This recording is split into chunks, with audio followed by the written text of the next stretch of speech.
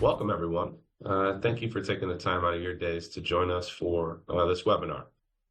Webinar from Ownership to Legacy, Insights on Exit Planning for Family Businesses. Something that's very close to Todd's and my heart overall. We'll spend about an hour on our conversation today, 15 minutes on the back end for questions. You have in your, in Zoom, you have a Q&A at the bottom of your, should have a Q&A section at the bottom of your little tab there. Feel free at any point in our conversation to ask some questions. We're tracking those, and we'll open it up at the last 15 minutes or so, 10 to 15 minutes, to be able to answer some of those questions and have some more conversation on such things. With that said, before we jump into the nitty-gritty of the conversation, we do need to give a public service announcement. We are a registered investment advisor with the SEC. The comments and the conversation and the counsel that we're speaking into today is not specific to anybody's circumstance directly and shouldn't be misconstrued as advice. For specific advice, obviously, we'd love to have a broader conversation in your specific circumstance. If there are follow-up questions or conversations that come from this discussion, but anything we say today can't be used against us, as they say. Your presenters today, obviously myself, I'm a partner at the firm, CFP, and a new CEPA, as well as Todd Brand, the president and CEO of our firm, as well as a newly announced CEPA as well. We have spent a number of years not only being personal business owners as ourselves, Todd being a second-gen owner in his own right, but around business owners, speaking into their specific circumstances, but engaged in that ourselves as well. And so that's who's presenting today, both Todd and myself. Todd, what are we going to be talking about today? So thank you, Tim, and welcome to each of you. Thank you for taking time out of your day to spend time with us. As you might imagine, Tim and I can speak from the position of both being business owners now. I've been one for a long time. He's been one for a shorter time as a partner in the firm. But there's a common denominator in the what I would say the larger third of the business that we've had the privilege of running here for many years. The common denominator is there's often a business in the background, often a family business, in fact, in the background. And the further up the wealth scale that one progresses in life, the more likely that you're to find that there's a business in the background that is a significant part of the whole picture. So we know just historically and that the value of those businesses is and can be the swing variable in success and legacy for that family. So I'm sure each of you, if you own a business or if you are close to someone who does, you know that they are occasionally amazing and occasionally not. Often they're fraught with partnership issues or other things that can detract from the joy of being a business owner. Today, we're trying to slow the train down a little bit and talk about it from the position of a business owner. And as Tim mentioned, we're both CEPAs. That stands for Certified Exit Planning Advisor. We went through that program to become certified in that space, to be able to speak more authoritatively into family business or business in general, where futures hinge on the success thereof. So the data that we'll be sharing with you hopefully provides insight that value can be created and also retained and later realized. We're going to speak in ways that hopefully help you, particularly if you are a business owner on this call, have a feel for how do I not just create it and build it, but how do I actually transmit it downriver, either generationally within the family or to the next ownership group? How do I do that at the most successful level that I can? The statistics that we'll share with you, this is the agenda here. I'm going to start with a couple of stories. You might guess we have a lot of stories, but I'm going to start with just a couple that I would say are at the ends of the bell curve. Very good, successful story, and a pretty challenging story of business owners, knowing that there's a lot of room in between those two areas. We'll talk about the statistics in the world today as it relates to small business ownership. That will hopefully, those statistics will almost tell you the story of the why are we even talking about this. That comes almost carte blanche just with that data. And then we'll talk about the 5, 4, 3, 2, 1. And you might, the last 5 things on the agenda, the 5 stages of value maturity, the 4 forms of capital in our business, the 3 legs of the stool that hold this whole thing up, the 2 paths that we can take as business owners, and then 1 call to action, which already tipped the hand there, the owner readiness survey. We'll get into what that looks like and what the benefits may or may not be from you if you're a business owner considering that. So first, a couple of stories. I had to work pretty hard to, I didn't have to work hard to think of the stories. I had to work pretty hard to modify the stories such that from a confidentiality standpoint, hopefully nobody on this call can figure out who I'm talking about. So I may change enough data to make me feel like you'll never figure that out, but I want you to hear the truth behind 2 different businesses that are a part of our clientele that had experiences that ranged from that's not the best outcome to that might be the best outcome available. And so those 2 stories, I'll start with the negative to be able to end on a positive. Many years ago, more than 30, we began working with a family that owned a fairly significant business. And if my memory is anything close to accurate, it might have been a $25 million business 30 years ago. That business grew and grew, and I believe crossed maybe even $100 million at a point in time in revenue for a family business. This season that we walked was with the second generation. So the father had started it maybe 70 years ago. The son had picked it up maybe 50 years ago. And 20 or 30 years into that second generation's ownership, late 60s, had a meeting with that client in their office about their business and their family estate plans, their plans for the family, their plans for the business. And there was an urgency to that because that conversation had been sparked, a seed had been planted many times. In my notes, I think the seed had been planted more than 10 different unique times on we should have a conversation around this. And I don't have the exact words committed to memory. I'm pretty close that the words that individual shared with me were, I don't feel like I'm going to die anytime soon, so I'm not really in a rush to tackle all that. And I remember making a note to that effect. And I remember the day I got the call that person was standing up vertically and died instantly without proper estate plans for their family, proper succession plans for their business, proper personal plans for their spouse. There was enough money there that it made it feel as if I don't need to plan. There's enough money here to accomplish a lot of things. I don't need to be that precise in my planning. Well, if you know anything about estate taxation, when you have a business of that magnitude, you have a valuation of that magnitude, and that value, I think the total estate value was under 100 million potentially, but close to it, such that there was an estate tax due at that family's at the second death. So the spouse of that person was in no condition to run the company in any way or to weigh in any way. They were left with the value of a business and a tax obligation on their death of about $30 million. So again, I'm rounding everything here, not for effect, but just to keep the story going. So a $30,000 obligation was created on a $100 million business that was largely illiquid because it was a privately held company, and the family liquid assets were not sufficient to pay the estate tax. Therefore, the business, which was made up really of 3 parts, 2 of those 3 parts had to be sold to create the cash to fund the tax liability created by a lack of planning that had persisted over years.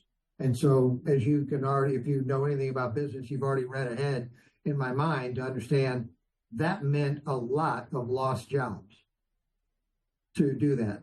That meant a lot of lost money for either charity or the family. And charitable planning, it could have, all of that could have been mitigated by, instead of giving to the government, give it to charity, or much of that could have been mitigated that way, or advanced estate tax planning, which this is not the conversation to get into that. advanced estate planning was not done, could have been done, and could have eliminated maybe not all the 30 million, but a significant number of it, of those dollars. And that family ended up paying a price for improper thinking about the future, because in our 60s, late 60s even, in seemingly perfectly good physical health, it just didn't feel urgent. Well, that could have been a lot of businesses, and I will share with you as a business owner, have I done all the planning that I should have done at the time I should have done it? No, I have not. It takes something like this, something to trigger me to begin to think about the value of this practice, or I too can get wrapped up in running a good company, but not yet not fully maximize the value. So to put a couple of words on the page for this discussion, there's value maximization. How do we build value? How do we accelerate the value of our businesses while we have time and energy to do so? And then how do we extract that value when the time is right, such that we can sit back and say that is as good as could have been done? So story number one, very simply, was a government windfall based on a lack of planning and an enormous number of people losing their jobs as a function of their sections of the business going away and being ultimately closed down.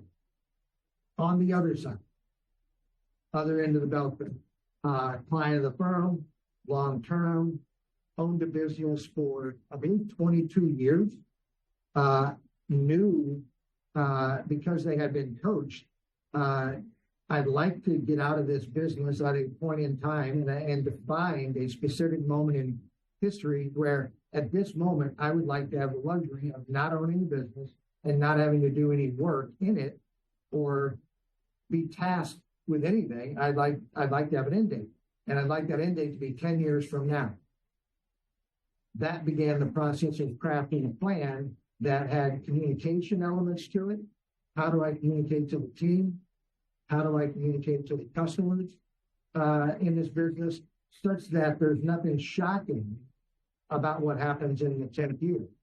Well, of that 10-year stretch, the first 5 years, it was really in the ownership head, two owners of this business. It was in their head only, and not being shared very publicly at all, but with an intention of starting at the 5th year to begin a regimented process.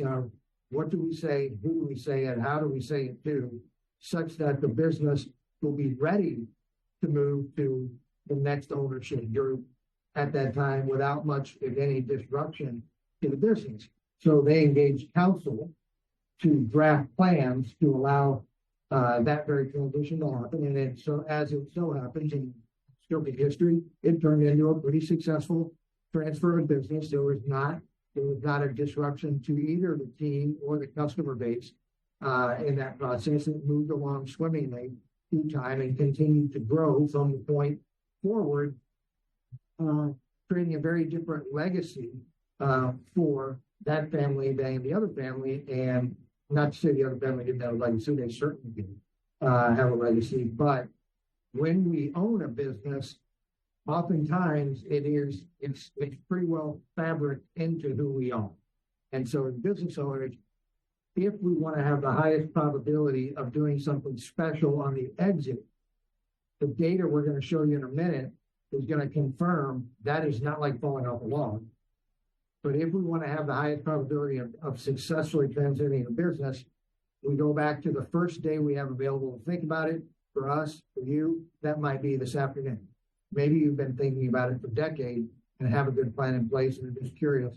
This is what we're talking about. But in our world, we would say, and when I told you I have a lot of stories, I've been doing this for 34 years and have a lot of stories, more than half of those stories are not good, meaning they were unsuccessful business migration through time, from generation 1 to generation 2 to generation 3, or from ownership group 1 to 2 to 3. Often there can be successful cash experiences or whatnot, but are they truly successful transferences of business? More often than not, they aren't. And so today is to open up that dialogue, because for even those that are, it becomes a little bit of a good, better, best opportunity of Todd, is Tim, as a part owner here at Brand AMG. Are we doing the best that we can do, the best that we know to do? And if not, what things can we do to improve the odds of a success of this company or your company, generationally speaking, for much longer? So a couple of stories. The first set, I think Tim's got some additional statistics, but just a few to prime the pump here. There's a survey called the Owner Readiness Survey put on the company. This source is from a book called Walking to Destiny by Chris Snyder. His company is the Exit Planning Institute, which surveys the ownership landscape around the country continuously and provides really good data on where small businesses, even mid-sized businesses, are in their own preparation. So in the upper left, 60% of owners of businesses do not understand their exit options. To put it in a very generic scenario or list, we can milk it for cash till the end of the end and close it. We can sell it to the highest bidder. We can sell it strategically to somebody that we think will best care for our clients or customers going forward. We can sell it inside of our family. We can sell it to private equity or venture capital. We can transmit it to the leadership group of the team and have a management buyout of the business. And I could keep going. There are a number of ways that a business owner can exit their business. And before deciding, I want to exit, it can be a very healthy experience to understand what are my options in that space. The research at the Exit Planning Institute would say 60% of people who want to sell a business don't really understand all the different ways they could do it. Point number one. Point number two, I think, is a governing thought for this discussion. Of businesses, I keep using the word small, but small might be under 2 billion. I mean, there are family businesses that are enormous. So from businesses from $100,000 business to $100 million business, of all the businesses that ever put themselves to the market, I am for sale, I would like to sell this company, 30-ish%, maybe a little bit less, but 20 to 30% of those businesses never sell. That's a very common outcome, that we want to sell the business, but 30% of them, I said that backwards, excuse me. Only 20 to 30% of them do sell. The other 78 to 80% of businesses that list themselves for sale actually sell. So how can we improve the odds that if we own something, we have a very high probability of being able, regardless of whether we acquire top dollar or not, but we have the opportunity to sell it, period, not just sell it effectively, efficiently for the best outcomes for all concerned. It is rare that happens. We just want to acknowledge that. Part of the reason for that, 79% of business owners don't have a written plan on how they're going to do it. There is an ethereal thought. I have fallen into this bucket. I've owned this company now for 20 years. I could tell you very distinctly, I know what it feels like to not have a written plan on how to transition your company, because I've been that person. But 79% of business owners don't have a written transition plan. That is a very clarifying piece to have before we began actually trying to execute on the sale of the business. Is create the plan, execute on the plan, then execute on the transaction. And in fact, sadly, 49%. So half of, if you think of all the business owners on this call or all the business owners statistically about half of business owners have not actually done any. Why? It's not difficult to see why that is. Entrepreneurs have a lot more of a go, conquer, win, grow mentality than they do slow down, think about it, play the backside of the match, not just the front side of the match, to figure out what we're going to do on the back end. Entrepreneurs tend to be all hands on deck. What do we got to do to take new ground? Hence, I don't have time, since I'm not thinking about transacting or selling my business. I don't have time to stop and think about that right now. I just want to make it bigger and better than it already is. That is a huge miss on the part of business owner community, because the back end is where success often truly happens and legacy hinges on that. 80% have not formed a transition advisory team. By default, we're communicating something important there. It's important to know who your team is. If I were to use us as an example, we would, and we're not for sale, but if we were going to sell brand AMG, we would have a team around us that would be able to speak into the legalities, the tax, the risk side of it, the business management side of it, maybe even the sales or the consulting or the negotiation side of the other party. We would create a team of experts around us to solidify that value and take it to marketplace. Many times, and I haven't heard this, I haven't heard this for almost a whole month, but frequently we will hear, I think so-and-so wants to buy my company. And so maybe I'll sell my business to so-and-so. That is not a value maximization. Typically, that is not a value maximization strategy unless so-and-so isn't very smart and has too much money on their hands. So we would advise knowing who the team would be for your company is of great value. And importantly, most, if all, and you'll see some statistics here in a moment that Tim will share, 94% don't have a plan for their chapter. So as business owners, our identity is often pretty woven into the business that we've put our whole life into, building, growing, maintaining, sharing. We've got our name, and our history and our family tied to making shoes or paving driveways or providing financial services, but we've got a name, and that name is a good name, and we do good work. That's a hard thing to lose. So having a written plan for what you individually as the business owner, or for you as the business owning couple, what you're going to do post sale is better written down than just assuming I'll probably be great. We all, I think, say, oh, I'll play golf. I'll get to play a lot more golf or go fishing or go to the opera or whatever our hobbies are. I'll get to do a lot more of that stuff.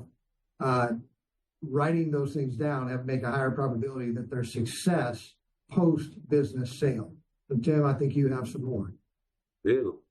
Yeah, so these three statistics are actually somewhat scary. So, and impactful. So 80% of an owner's wealth is often locked in their business. And that's a study, obviously from the book that we took part in reading, but anecdotally speaking, working with the clients that we work with and the business owner clients that we work with, that does ring itself to be true.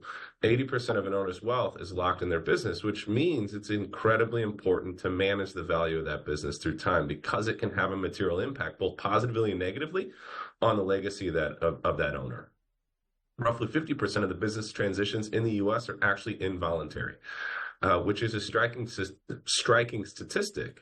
A lot of the things that occur in a business are actually not necessarily the things that are planned out or designed or decided prior to that point. They're involuntary in nature. And one of the scariest ones that I think we ran across, Todd and I both, throughout this entire process of growing into the certified exit planning advisor, scary statistic, 75% of owners regret selling after 1 year, which is a pretty remarkable statistic. 75% of owners regret selling after 1 year. Something that an owner might have built for 10, 20, 30, 40, 50 years, or that might be a second or third gen business, that individual regrets 75% of the time 1 year later. So how can we, as a team, as counselors, as business owners, how can we, one, extract maximum value to Todd's comment around value maximization, and in the same vein, not regret the decisions that we're making 1 year, 2 years, 3 years later, but do that in an elegant way? And there's a process. That's the biggest part of this webinar more than anything is we're going to speak into a process to help drive that forward, to enhance the statistics, both on a positive way for that third act, but then from a maximization of the value overall. And so this is where we're going to get into that 5, 4, 3, 2, 1 methodology that Todd was speaking into a second ago. And we'll first start with the 5 stages of value maturity. So before we're going to get into this process around, I want to sell the business. Hold on. Let's back up first and foremost. Let's first identify what the value hidden inside the business actually is. And as a business owner, particularly if you've owned your business for 5, 10, 15, 20 years, you generally have an idea of what the value inside your business is. Yes, I believe that to be true, but what would an outside entity actually buy that for? What would they pay you for that business? What is the value actually associated with that business? So this step will often include an actual analysis by some business consultants or an actual value ascribed to the business based on where it sits today in the marketplace. Once we've done that, we've identified the value, we want to really get into the protecting of that value. To Todd's comment, the stories of success and failure, the one around the failure, the challenge was instructive because death materially changed the value of that business. So once we identify the value inside that, we want to work as hard as we possibly can to protect it from various pieces that can disrupt that value. One of those is death. One of those is disability. One of those is divorce. One of those is distress, and one of those is disagreement. And that can come from various ways. It can come from personal. It can come from financial. It can come from business risks, whether it's a client concentration, whether there's too much debt in the business, whether there's some risk over some revenue declines. All of these different pieces, we want to go in and we want to protect that. So we want to build out. The quote here obviously is right in front of your face, but protecting value is the first step in building value. So once we've identified and we've protected that value, then we're going to really get into an iterative process of building upon that value. Obviously, revenue and EBITDA. Every business owner focuses materially on revenue and EBITDA. EBITDA is earnings before interest, taxes, depreciation, and amortization. It's a way of measuring the health of a business in many respects. But the part that we're going to focus on in the exit planning process is largely the intangible capital associated with the business. And that's one of the ways. About 80% of a business's value is going to be derived from its intangible capital. We're going to be getting into that here in the next slide in a second. I'll explain a little bit more of how that intangible capital is derived, but that's when we're really going to be building into the various aspects of the business and what it can sell for, what it could be valued at a future date.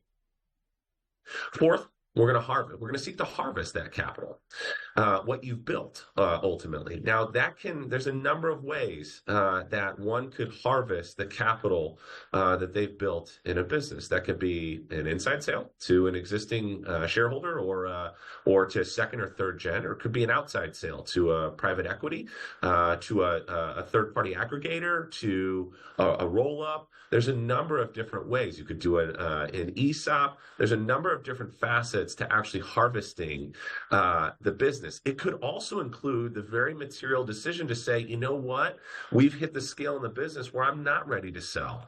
And I see more opportunity that I want to build upon. And so I'm going to go back to step 3 and I'm going to keep building. But you're going to be on an iterative process every 90 to 365 days of going through this process of evaluating, where do I sit against my goals? Where do I sit against the business goals? Are we ready to harvest this, or do I want to replant and continue to build? The fifth part is really once you have an idea of what the business is worth, you've grown it, you've protected it, you've built it, you're getting to the point where you're going to sell the business. And this is speaking into that 75% statistic where 75% really regret that decision a year later. What we run across more often than not is, hey, I got a really good price on the business. I think I'm going to sell it.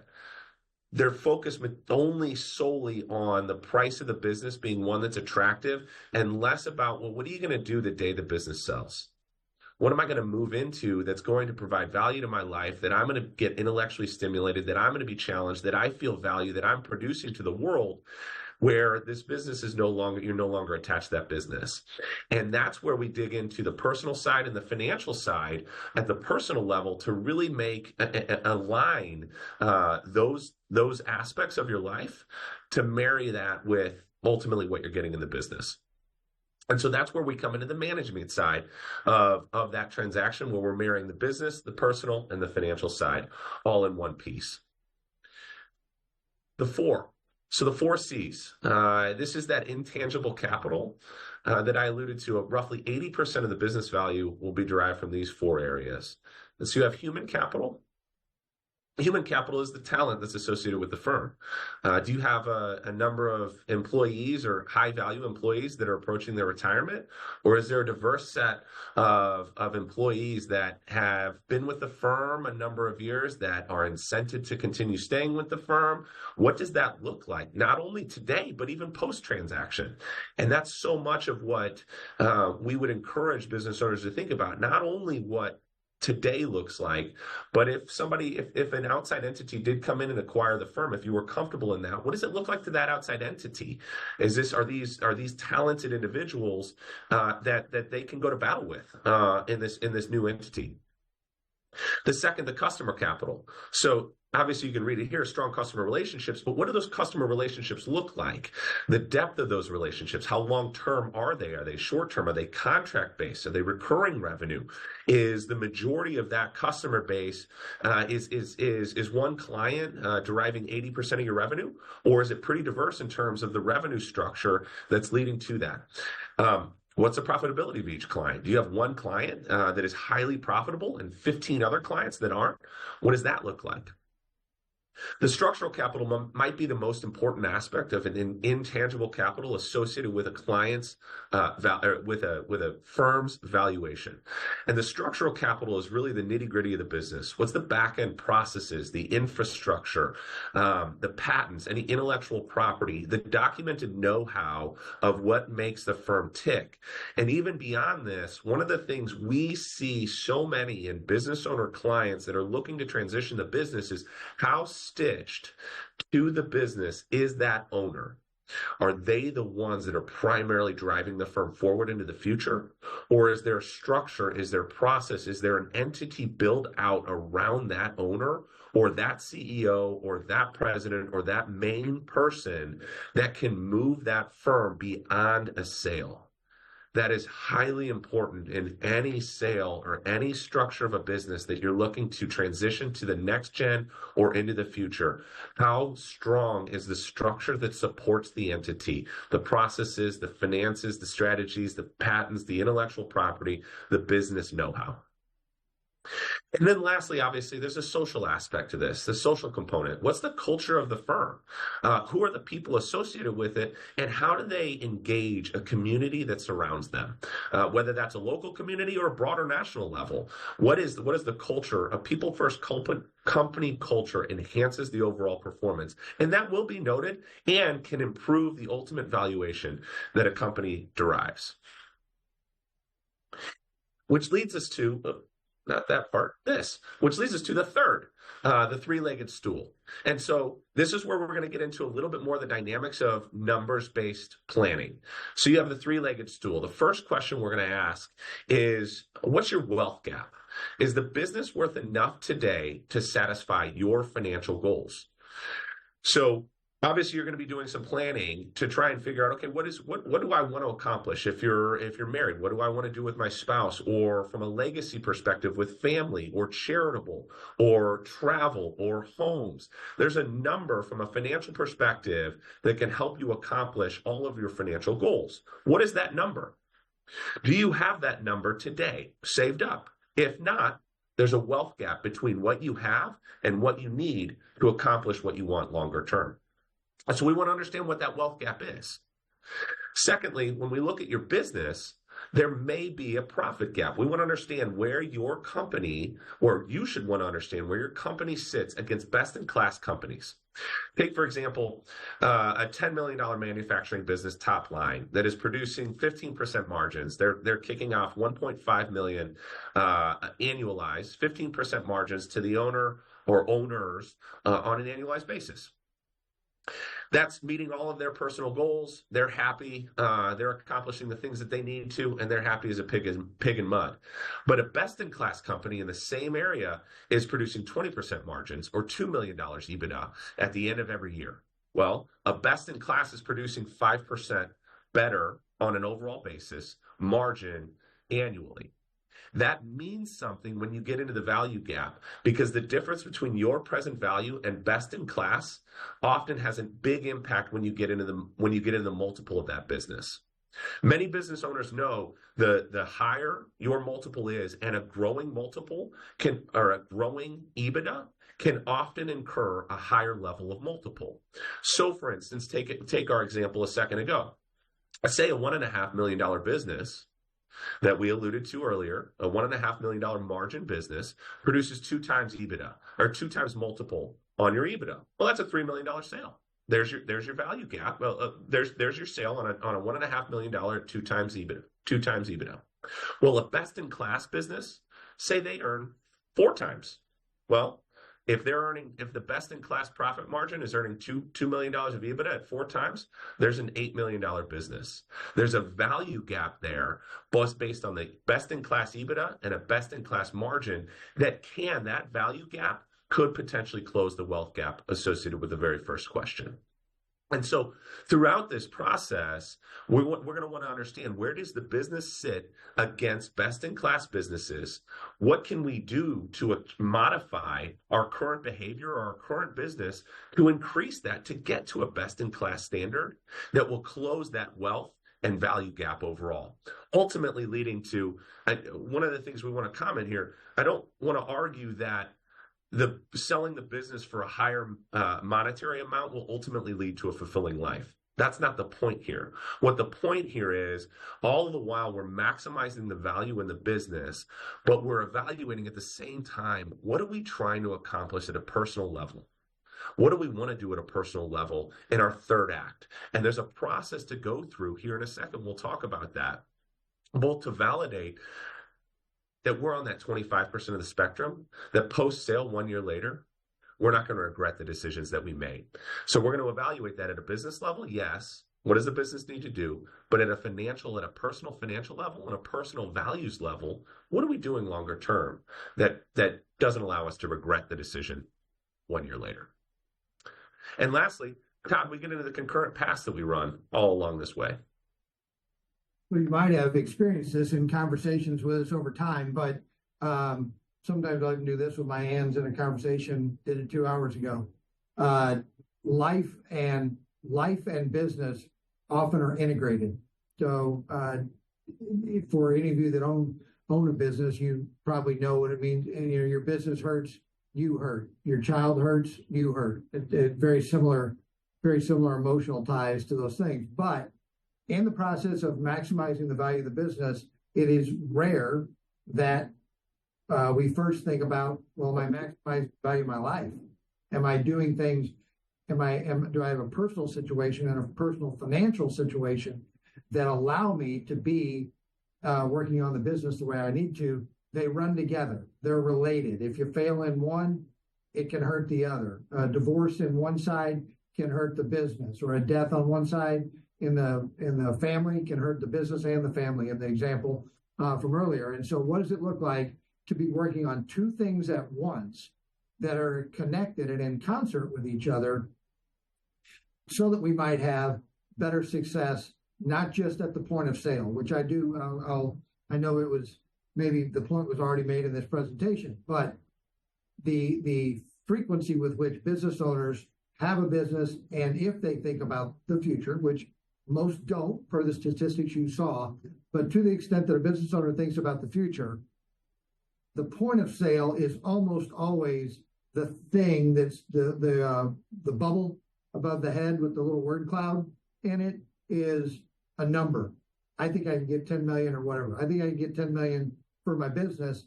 That's the thing that is there. And we're backing that train up and saying, is 10 million the right number? Is it a workable number for your family and for your financial objectives and for you personally? Goes part and parcel with what's the business need to do. So as Tim talked about multiples and EBITDA, as one of the most common challenges is that we sometimes blend our life. I just told you it's important to work on both plans concurrently. That doesn't mean take both plans and smash them together. Oftentimes our life might look like nice cars, nice country clubs, nice trips, nice dinners, and we're running all that through the business. Our life and our business are so intertwined that we're taking our customers to dinner and expensing the whole thing without the realization of what that might be doing inside of the value of our business. We're using the income from it to do really cool things, but we're not maximizing the value of it because that income isn't really showing in the right arena. So while we want to talk about running both concurrently, we don't want to talk about taking both and smashing them into one. So the one idea, there may be more than one that come from this discussion, but the one idea that we want to present in this commentary is really an overview. Successful business transition does not happen automatically. It can, and oftentimes, a good answer for a family is good enough. My father-in-law used to say it's good enough for who it's for. We can often do something that's good and that works. Value maximization in this and value acceleration in this process is to really look at first, back to the beginning. What do I have?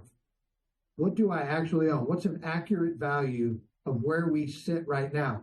Can I look at it, as you were going through the 4 forms of human capital, Tim, can I look at my people, particularly at the leadership level, and say they are fantastic? If I'm a prospective buyer of a business, what I'm often doing is I'm actually buying the people. The people might be the customers, the people might be the team. Frequently, it's both. I'm buying into something and I can evaluate what's the quality of this organization. These forms of capital, to maximize those and to focus on them, I would guess that we didn't share much that was a surprise to any of you that own a business. We know it's not complicated information, but it is complicated to slow a business owner down enough to evaluate their people, their process, where they stand versus competitors, a rational valuation for their business at a point in time, to set plans to accelerate that value by making small, permanent, positive change and stopping small, frequently permanent, negative elements of the business. And we're creating a different trajectory for our company, which if we have goals for ourselves, our family, for charity, if we have larger long-term goals that we're trying to achieve, and the business is, in fact, as Tim shared in a statistic, often 80% of the value of our family tied to a business, then those changes can have enormous impact on the future, particularly if it is a family business. And I am a second generation. Tim is now G3, third generation in our business.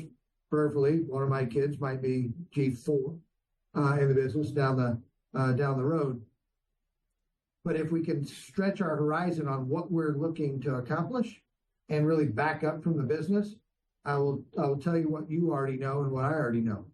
There are an enormous number of things that we as business owners can think about and can act on and can get counsel to help us accomplish those things, that if we do them, will build a bigger, not just a bigger value, but will build a better business. And many of our businesses, our objective for the business is to actually positively impact something, right? Sometimes we're making something that we're selling that someone else is using to change the world. Sometimes we're trying to change the world in our business or a medical practice or whatever.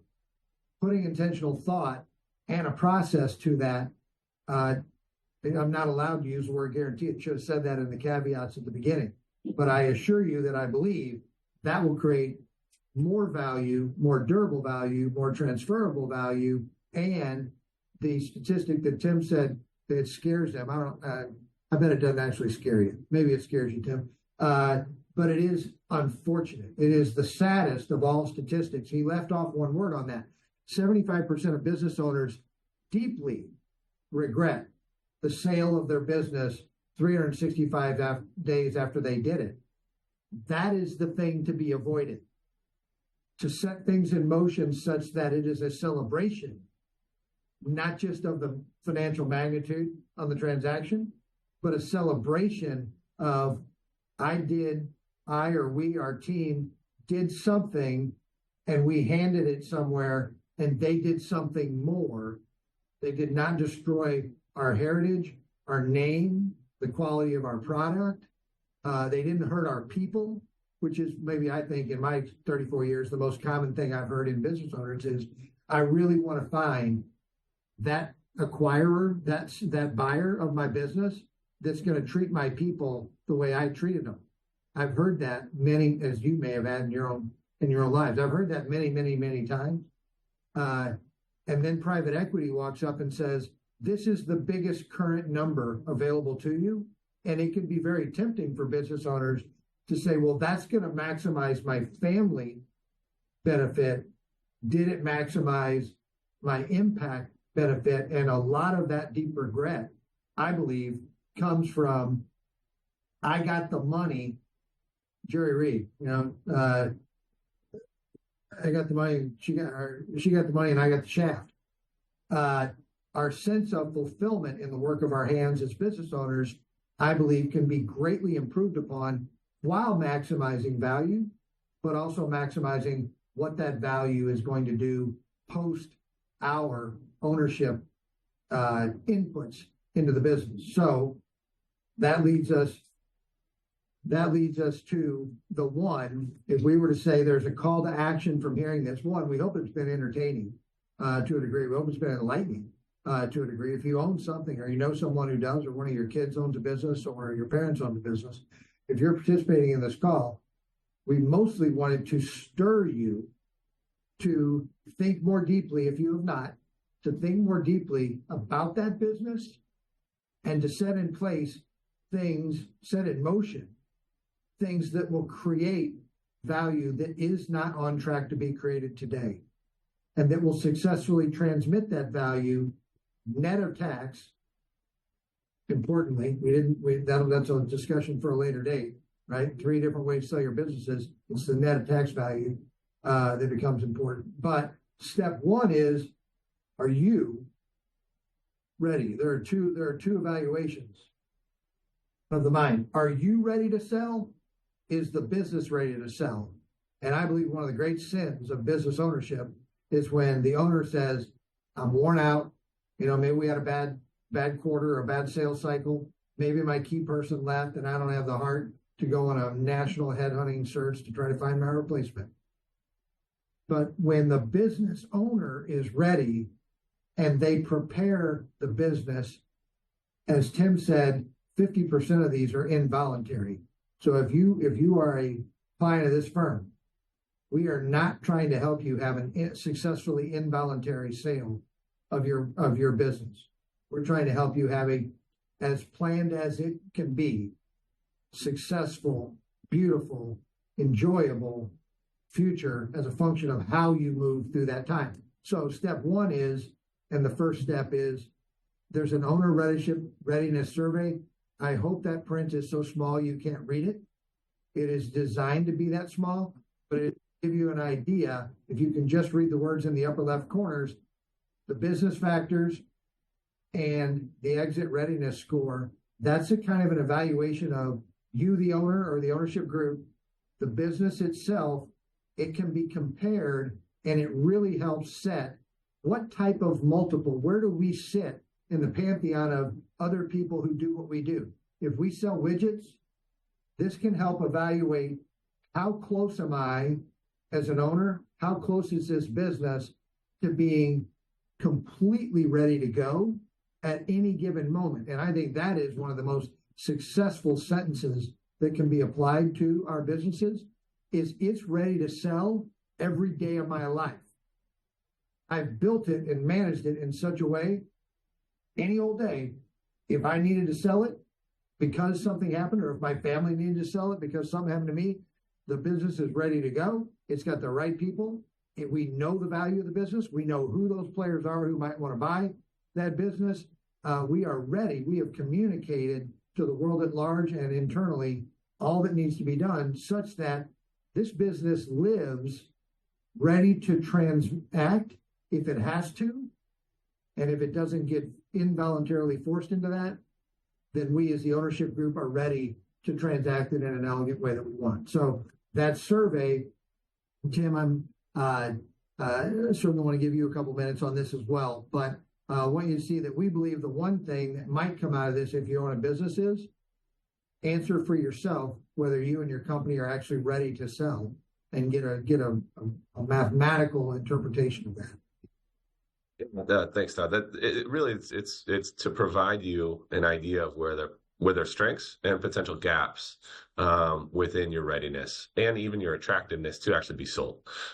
We talk with a number of folks that have a really attractive business from their perspective, but then an outsider might look at that very, very differently when the owner is no longer there. And so those are some of the aspects.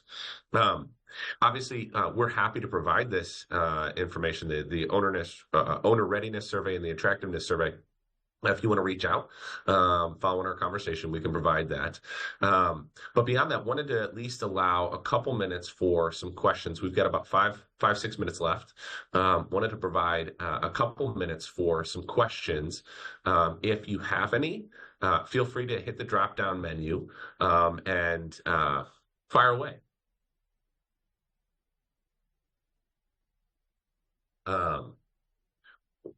One that we've got, Todd, how soon would you recommend starting this process? Like if you're an owner and you're thinking about selling, but you're 10 years away from even thinking about selling, would this even be important for you? Or is that something, hey, I'm a year out from selling? How soon do you think working on this would be? There's two places where that might make some sense, right? If I'm thinking, and I'm not, but if I was thinking about, selling my interest or selling brand AMG in aggregate in 10 years, I might not start telling my team that 10 years in advance. You're going to have a new owner someday. I might wait until I had more feel for how that was going to work, what their role was going to be in it. But my spouse, we speak words, actions follow that. What we say then is more likely that we do the thing that we say. So my spouse, the moment I've created it, I would like Holly to know here's the track I think for our business is. So the future. Here's what I see in the future of the business. So different audiences differently, but conversationally, there's a really clear answer. Or empirically, there's a very clear answer. If you are inside of 3 years, it is highly improbable that if there are material issues and gaps within your business and your personal planning, it can be very, very difficult to eliminate those in a less than a 3-year period. So that's when you begin to prioritize and go, these are the 3 biggest things we can tackle and get done. But I would say at a minimum, if you have the opportunity, go at least 3 years out with your planning. And I would argue strongly that 5 years is a better horizon. Even if in the first few years, you're not doing a lot of material things, you're weaning either yourself as the owner or your leadership team from certain practices that maybe have been nice. And I go back to the silly example of, if we're all running a country club and cars through the business, I might not want to wait until 20 minutes before I sell it to let the ownership group know, hey, we need to really rethink how we're growing our profits, how we're demonstrating our profits. In other words, the reporting of those profits, we want to build a cleaner and cleaner growing sheet of both income, balance sheet. We want our financials to get progressively better over time. And we don't do that by running a ton of expense through the business. That all gets adjusted out later anyway. But the cleanest when we can begin to cleanly run our financials, the further out, the better on that, but at least 3 years. And I think there's good science behind that being the over and under.